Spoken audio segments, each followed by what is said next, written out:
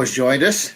And Edith, tell us a little bit about yourself and how you and your family got to Utah.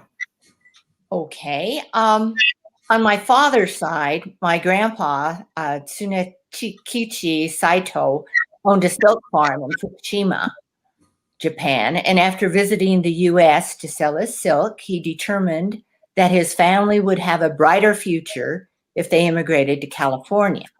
So my dad arrived in San Francisco at the age of 4 in 1910.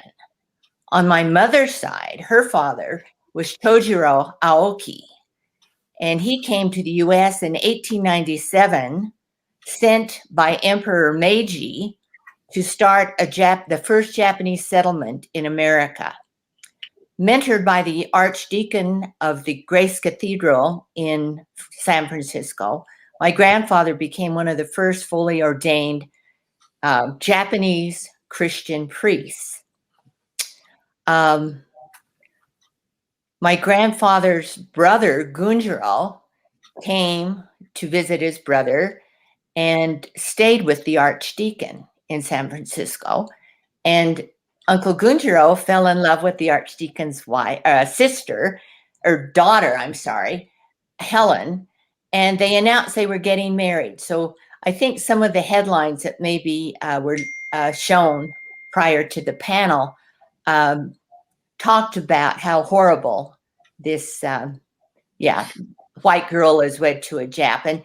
And you'll appreciate this one, Floyd. The California State Assembly held an emergency session to block this marriage. And so they eventually had to go up the coast and they had to get married in Seattle. The Archdeacon was so angry that my grandfather, for not stopping this marriage, he sent my grandpa and his family to Utah to convert the Mormons, which, wasn't really successful there. And then my mother, who grew up in Oakland, ended up in Utah. And she always says it was by shakunin, but knowing my mom, I doubt that anybody could arrange anything for her. But her and my father got married in Oakland on the morning of Pearl Harbor, December 7th, 1941. They had a very short honeymoon in Yosemite and then went to Tanforan and were sent to Topaz. And since mother's family was already in Utah, they were able to get out a little early because Grandma Hacken, she's this wonderful Swiss neighbor, arranged for them to live in her basement and got a job for my father cleaning the lobby at Hotel Utah. And like Roland said, his family wanted to go back to the Bay Area or to Sacramento. My dad wanted to go back. He owned a grocery store. But when he went, all of his friends said, stay in Utah. It's horrible here. The racism was violent. And so thanks to blatant racism by the Episcopal Church, the state of California, and the U.S. government, we lived in Utah, and I'm very proud to say I'm a native Utahn. So, Edith, you grew up pretty close to Japantown. Did you get down to Japantown? And for the audience, Salt Lake City actually had a Japantown, and it goes back to about the 1920s, doesn't it, Ted? About the 20s. And the city of Ogden also had a Japantown north of Salt Lake. So Japantowns did well here in the early and mid 90s. So Edith, can you tell us a little bit about Japantown? The Japanese Church of Christ was started in 1924. And along that street, we were on the north side. The Salt Lake Buddhist Temple was on the south side. And then east of there was Japantown. And we had like the Mihoya, which had the omanju, Sunrise Fish Market. It had all the wonderful fish.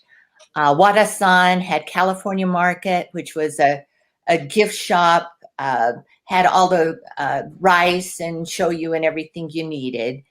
And then there was also like the Aloha Cafe and the Pagoda.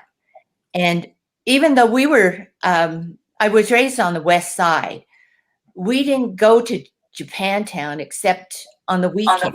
And we really looked forward to Sunday at church.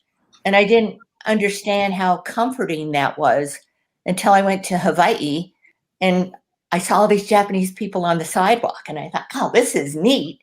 But that's how I felt going to church. You know, they say that Sunday morning is the most, what is it?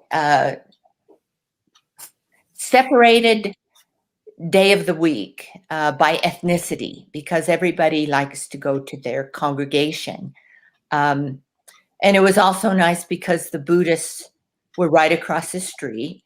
I can remember many of the Issei sitting in our Christian chapel with their Buddhist rosaries. And I'd ask Mother about that. And she says, that's fine, Edie, that's fine. I didn't really participate in Obon until I was an adult, but the Japanese Christian Church had in the early 50s, and Ted, you can correct me, but I'd read that in the early 50s and 60s, the Japanese Christian Church had about 180 children and youth attending the church. So we had a very active JCC, which was middle school, CYF, which was high school, and YAs, which were young adults. And that's where I remember Ted from. I think Irene was much too young when she started there. But we started the Oriental Festival in 1952. And that was a fundraiser, but also to introduce the mainly Caucasian or white community to Japanese culture. And that's where I learned how to do odori.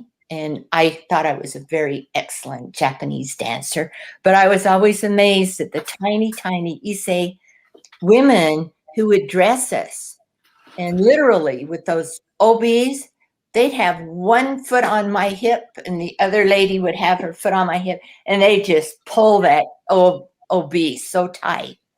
But, you know, it was awesome. And I just loved being able to learn about the Japanese culture through church, through the Buddhists, through the Christians, and then the Oriental Festival, seeing all the ladies cook, getting to dance, listen to the different musicians, and then eventually having to help cook.